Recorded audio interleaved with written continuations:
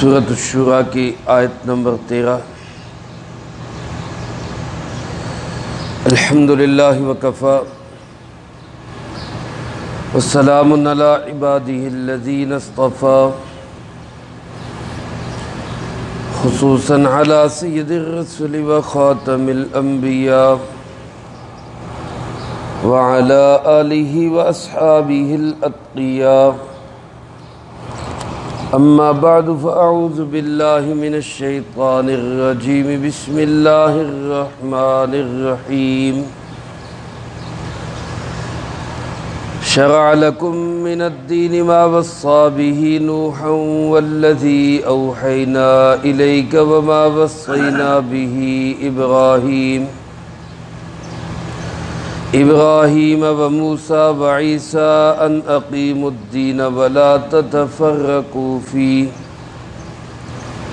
کبر علی المشرکین ما تدعوہم الیہ، اللہ یجتبی الیہ من یشاء ویہدی الیہ من ینیب۔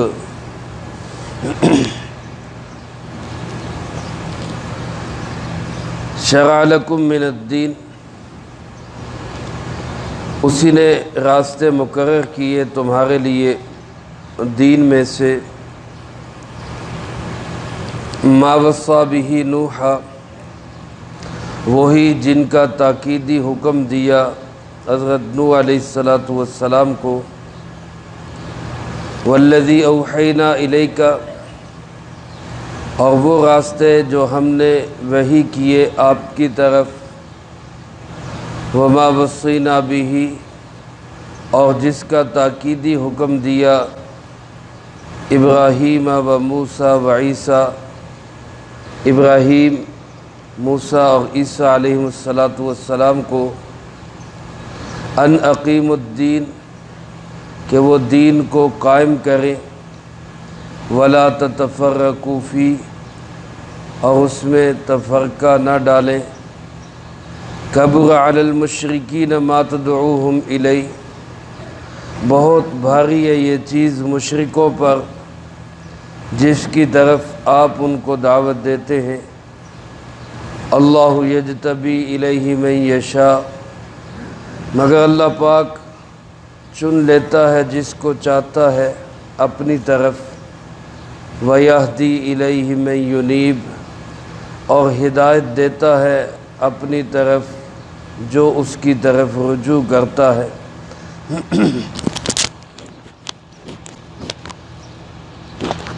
اس سے پہلی آیات مبارکہ میں اللہ رب العالمین نے انسان پہ جو ظاہری انعامات کیے، دنیا کے اندر مختلف چیزیں دی، آسمان و زمین کو بنایا، شجر و حجر کو بنایا، خود انسان کے اپنے وجود کے اندر بہت ساری نعمتیں رکھیں، ان ظاہری انعامات خداوندی کا تذکرہ تھا۔ اس آیت مبارکہ میں اللہ پاک نے روحانی انعامات کا ذکر کیا ہے، اور روحانی انعامات میں اللہ کی سب سے بڑی نعمت اللہ کا دین ہے، اور یہ نعمت اللہ پاک اپنے خاص بندوں کو عطا فرماتے ہیں۔ آخر آیت میں اسی بات کو یوں فرمایا کہ اللہ جس کو چاہتے ہیں وہ اپنی طرف چن کے کھینچ لیتے ہیں، اور جس کو چاہتے ہیں رجوع کرنے والے کو اللہ ہدایت عطا فرما دیتے ہیں۔ یہ ہدایت، یہ دین، یہ شریعت، یہ احکامات خداوندی پہ عمل پیرا ہونا، یہ اللہ کی روحانی نعمتوں میں سب سے بڑی نعمت ہے۔ اللہ مجھے آپ کو ظاہری نعمتوں کی طرح اس نعمت سے بھی زندگی کے آخری سانس تک مالا مال رکھے۔ میرے محترم دوستو، ایک انسان کے پاس دنیا کی بظاہر کوئی بھی نعمت نہ ہو،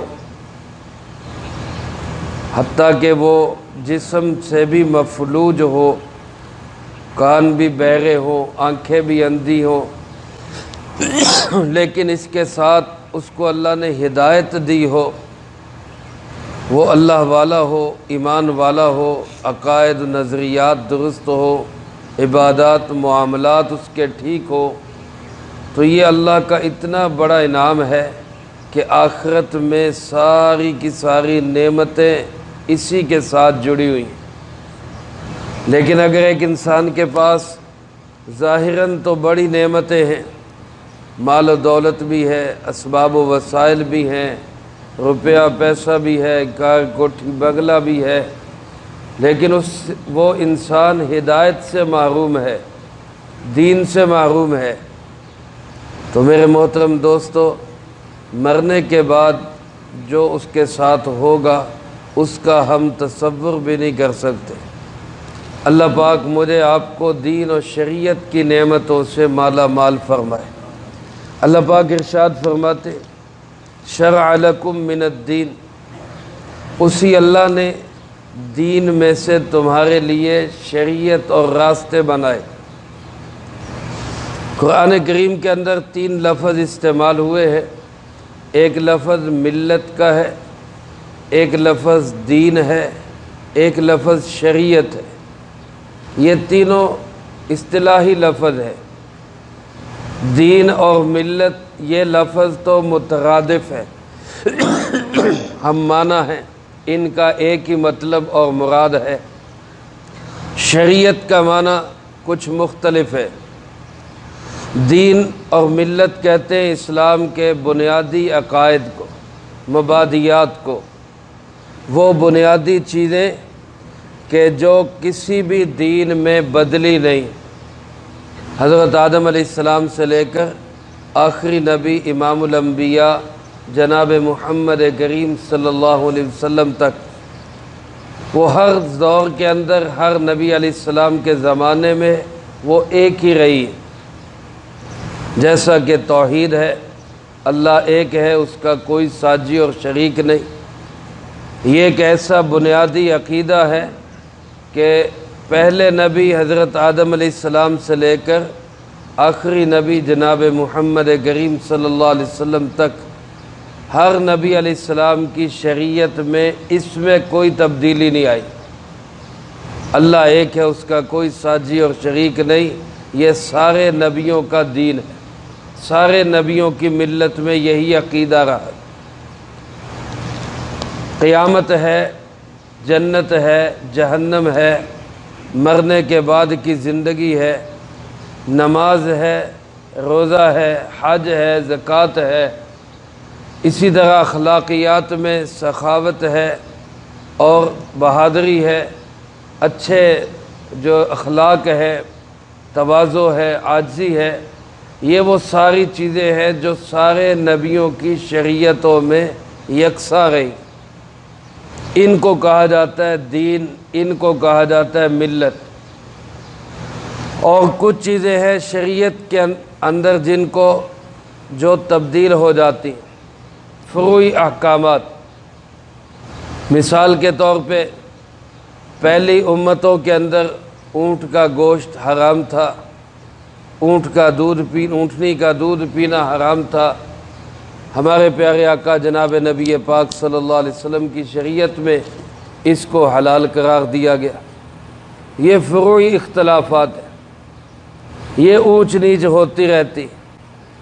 جیسے پہلی شریعتوں کے اندر سجدہ تعظیمی کی اجازت تھی، عظمت کے لیے کسی کے سامنے جھک جانے کی اجازت تھی، لیکن شریعت محمدی علیہ صاحب الصلاۃ والسلام میں اللہ پاک نے اس پہ بھی پابندی لگا دی۔ عظمت کے لیے بھی کسی کے سامنے جھکنا جائز نہیں۔ تو یہ شریعت ہے جس کے احکامات میں تبدیلی ہر نبی کے دور میں ہوتی رہی۔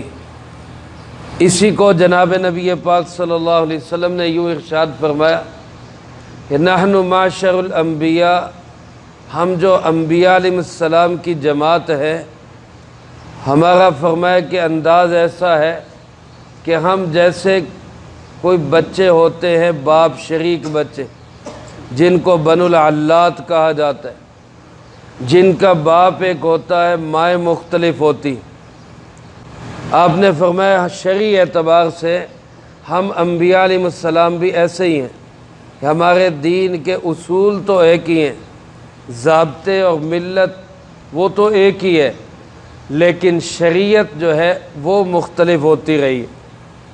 وہ ہر نبی علیہ السلام کے دور کے اندر اپنے اعتبار سے اس میں کچھ نہ کچھ سختی یا نرمی ہوتی رہی۔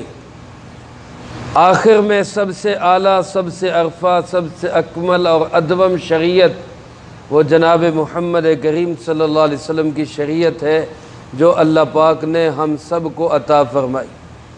تو شریعت اس راستے کو کہتے ہیں جس راستے پہ چل کے انسان اللہ تک پہنچتا ہے۔ اللہ پاک اسی کو فرماتے شرع لکم من الدین، ہم نے دین میں سے تمہارے لیے وہ راستہ بنایا، وہ شریعت بنائی، جس شریعت اور جس راستے کی وصیت اللہ فرماتے ہم نے نوح علیہ السلام کو بھی کی۔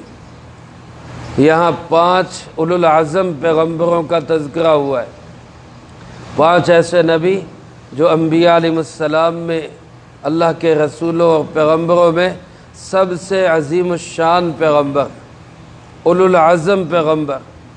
انہی 5 انبیاء علیہ السلام کا تذکرہ سورۃ احزاب میں بھی ہوا ہے۔ ان میں سب سے پہلے نام آیا حضرت نوح علیہ السلام کا، اس کے بعد تذکرہ ہوا جناب محمد کریم صلی اللہ علیہ وسلم کا، پھر تیسرا نام حضرت ابراہیم علیہ السلام کا، چوتھا نام حضرت موسیٰ علیہ السلام کا، اور 5واں نام حضرت عیسیٰ علیہ السلام کا۔ یہ 5 نبی جن کو اولو العزم پیغمبر کہا جاتا ہے، حضرت محمد صلی اللہ علیہ وسلم، حضرت نوح علیہ السلام، حضرت ابراہیم علیہ السلام، حضرت موسیٰ علیہ السلام اور حضرت عیسیٰ علیہ السلام۔ ان میں بھی علماء نے لکھا ہے اللہ پاک نے سب سے پہلے نوح علیہ السلام کا نام اس لیے ذکر کیا کہ حضرت سیدنا نوح علیہ السلام اللہ کے وہ نبی ہیں جنہوں نے سب سے پہلے شرک کے خلاف توحید کا پرچم بلند کیا، کیونکہ ان سے پہلے جتنے بھی انبیاء علیہ السلام تشریف لائے ان کے زمانوں میں شرک تھا ہی نہیں، توحید ہی توحید تھی، سارے ہی لوگ اللہ کو ایک ماننے والے تھے۔ تو جب شرک تھا ہی نہیں اس کے خلاف کام کرنے کی بھی ضرورت پیش نہیں آئی۔ حضرت نوح علیہ السلام کے زمانے سے کچھ پہلے شرک کا آغاز ہوا، اور شرک کے خلاف توحید کا پرچم سب سے پہلے جنہوں نے بلند کیا وہ حضرت نوح علیہ السلام۔ پھر ان 5 انبیاء علیہ السلام میں بھی سب سے افضل نبی، سب سے برتر، اعلیٰ اور ارفع نبی وہ آخری نبی ہمارے نبی جناب محمد کریم صلی اللہ علیہ وسلم۔ اس لیے اللہ پاک نے پھر آپ کا تذکرہ پہلے کیا۔ سورۃ احزاب میں بھی اسی طرح وَإِذْ أَخَذْنَا مِيثَاقَ النَّبِيِّينَ وَمِنْكَ وَمِن نُوحٍ، وہاں بھی آپ کا تذکرہ پہلے۔ یہاں بھی اللہ پاک نے حضرت نوح علیہ السلام کے بعد آپ کا تذکرہ پہلے کیا۔ یہی وہ دین ہے، یہی وہ شریعت ہے جس کی وصیت ہم نے نوح علیہ السلام کو کی، یہی وہ دین و شریعت ہے والذی اوحینا الیک، جو ہم نے آپ کی طرف وحی بھیجا، یہی وہ دین و شریعت ہے وما وصینا بہ ابراہیم و موسیٰ و عیسیٰ، جس کی وصیت ہم نے ابراہیم، موسیٰ اور عیسیٰ علیہ السلام کو کی۔ تو گویا یہ 5 اولو العزم پیغمبروں کا دین اور ملت وہ ایک ہی ہے۔ فرمایا وہ کیا ہے؟ ان اقیم الدین، دین کو قائم کرو۔ دین میرے محترم دوستو، اصول و مبادیات کو بھی دین کہا جاتا ہے۔ کسی جگہ قرآن کریم میں روز جزا کو بھی دین کہا گیا، مالک یوم الدین۔ کسی جگہ دین عبادت کے معنی میں بھی استعمال ہوا ہے، مخلصین لہ الدین۔ یہ دین کے 3 معنی ہے۔ دین اصول و ضوابط کو بھی کہا جاتا ہے، دین جزا کو بھی کہا جاتا ہے، اور دین عبادت کو بھی کہا جاتا ہے۔ یہاں دین کا معنی اصول و ضوابط ہے، وہ اصول، وہ ضابطے، وہ طے شدہ چیزیں، وہ مبادیات جو اللہ کی طرف سے سارے نبیوں کو دی گئی۔ اللہ پاک کا حکم تھا کہ ان دین کی باتوں کو قائم رکھو، ان میں کوئی فرق نہیں آنا چاہیے، اور ان کے اندر اختلاف کرنے والا وہ ہے اصل میں تفرقہ ڈالنے والا۔ لہذا وَلَا تَتَفَرَّقُوا فِيهِ، اے پانچوں اللہ کے پیغمبروں، اولو العزم نبیوں، اس میں تفرقہ نہیں ڈالنا۔ میرے محترم دوستو، آج بہت سارے لوگ علماء پہ یہ طنز کرتے ہیں اور طعنہ دیتے ہیں کہ مولویوں نے تفرقہ بازی بنائی۔ در حقیقت یہ مولویوں نے تفرقہ بازی نہیں بنائی، یہ تو فروعی اختلافات ہیں۔ دیوبندی ہے، بریلوی ہے، اہل حدیث ہے، وہابی ہے، یہ شیعہ سنی ہے، یہ فروعی اختلافات ہیں جن کا حل نکل سکتا ہے، لیکن اصولی اختلافات، ختم نبوت کا انکار، مرزا غلام قادیانی نے جناب محمد کریم صلی اللہ علیہ وسلم کی ختم نبوت کا انکار کیا ہے۔ اصل میں تفرقہ ڈالنے والے لوگ یہ ہیں جنہوں نے دین کے اصول کو بدلا اور اس کو بدلنے کی کوشش کی ہے۔ سارے ہی جتنے بھی فرقوں والے ہیں، وہ اہل حدیث ہو، وہ دیوبندی ہو، وہ بریلوی ہو، سب کے نزدیک اللہ کے محبوب صلی اللہ علیہ وسلم اللہ کے آخری نبی، امام الانبیاء جناب محمد کریم صلی اللہ علیہ وسلم سب سے اعلیٰ، عرفہ، برتر اور سب نبیوں میں سب سے اونچی شان رکھنے والے اور آخری نبی ہیں۔ لیکن اس بات کو بدلا کس نے ہے؟ وہ مرزائیوں نے بدلا ہے، قادیانیوں نے بدلا ہے۔ کہتے کہ نہیں، آخری نبی آپ صلی اللہ علیہ وسلم نہیں، آخری نبی مرزا غلام قادیانی۔ اعلیٰ و عرفہ آپ صلی اللہ علیہ وسلم کو نہیں مانتے، اعلیٰ و عرفہ مرزا غلام قادیانی کو مانتے۔ تو دین کے اصولوں میں تبدیلی لانے والا یہ ہے اصل میں تفرقہ ڈالنے والا۔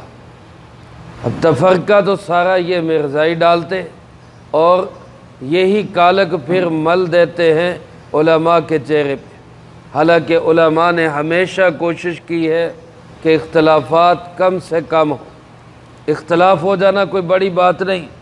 فروعی مسائل میں صحابہ کے اختلافات ہوئے، صحابہ اکرام رضی اللہ تعالیٰ عنہ مجمعین میں اختلافات ہوئے، تابعین میں ہوئے، تبع تابعین میں ہوئے، ائمہ فقہا میں ہوئے، محدثین میں ہوئے، اولیاء اللہ بزرگان دین میں ہوئے۔ وہ فروعی اختلافات، لیکن کسی نے دین کے اصول اور ضابطے کو بدلنے کی کوشش نہیں کی۔ جنہوں نے دین کے اصول اور ضوابط کو بدلا، یہ لوگ ہیں اصل میں تفرقہ ڈالنے والے۔ اور اللہ پاک نے اولو العزم پیغمبروں کے ذریعے مجھے اور آپ کو یہی حکم دیا کہ دین کے اصول و ضوابط کو سیدھا رکھے، اس میں تفرقہ نہ ڈالے۔ فرمایا یہ بات بڑی بھاری ہے مشرکوں پر جس کی طرف آپ ان کو بلاتے۔ سارے نبیوں کی دعوت، اللہ کے نبیوں کی سب کی دعوت کیا تھی؟ کہ اللہ ایک ہے، اس کا کوئی ساجی اور شریک نہیں۔ سارے نبیوں کی یہی دعوت۔ اللہ پاک فرماتے کہ یہ بول بڑے بھاری ہیں مشرکوں پر۔ اب یہ ایک متفقہ بول ہے، اس میں کوئی اختلاف نہیں۔ یہی بول نوح علیہ السلام کا تھا، یہی دعوت حضرت محمد صلی اللہ علیہ وسلم کی ہے، یہی دعوت حضرت ابراہیم، حضرت موسیٰ اور عیسیٰ علیہم السلام کی ہے، یہی دعوت کم و بیش 1.25 لاکھ انبیاء علیہم السلام کی ہے۔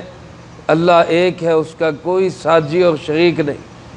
اللہ پاک فرماتے یہ بات بڑی بھاری ہے ان مشرکوں پر جس کی طرف آپ ان کو بلاتے۔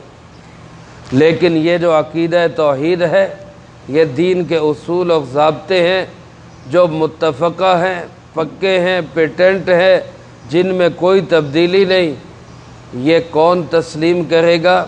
اللہ فرماتے 2 بندے تب اس کو تسلیم کریں گے۔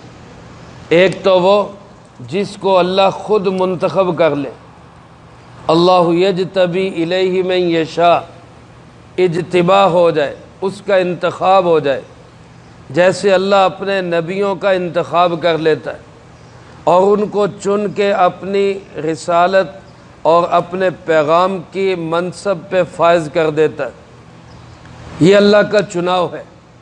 یاد رکھیں میرے بھائیوں، کوئی بندہ دنیا کے اندر اپنی محنت سے نبی نہیں بنا۔ انبیاء علیہ السلام جتنے بھی تشریف لائے سب کے سب اللہ کے انتخاب سے آئے، اپنی محنت سے نبی نہیں بنے۔ محنت کر کے، ریاضت کر کے، عبادت کر کے انسان اللہ کا ولی بن سکتا ہے، نبی نہیں بن سکتا۔ اسی طرح صحابہ اکرام رضی اللہ تعالی عنہم مجمعین، جتنے بھی آپ کے صحابہ ہیں وہ سب کے سب اللہ کا انتخاب ہے۔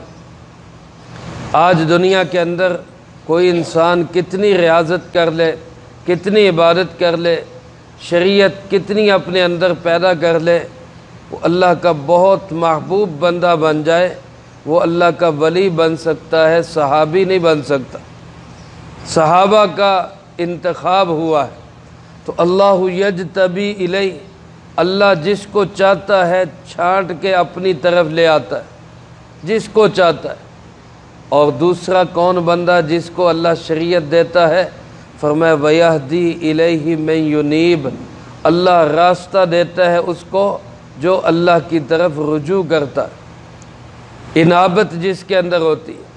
تو یہ دو ہی طریقے ہیں، یا تو اللہ اجتباء کر لے، اور وہ اجتباء کیا کہ اللہ منتخب کر کے دین اس کو عطا کر دے، یا پھر دوسرا راستہ جو بندہ اللہ کی طرف بڑھے گا اللہ اس کو دین اور شریعت عطا کر دے۔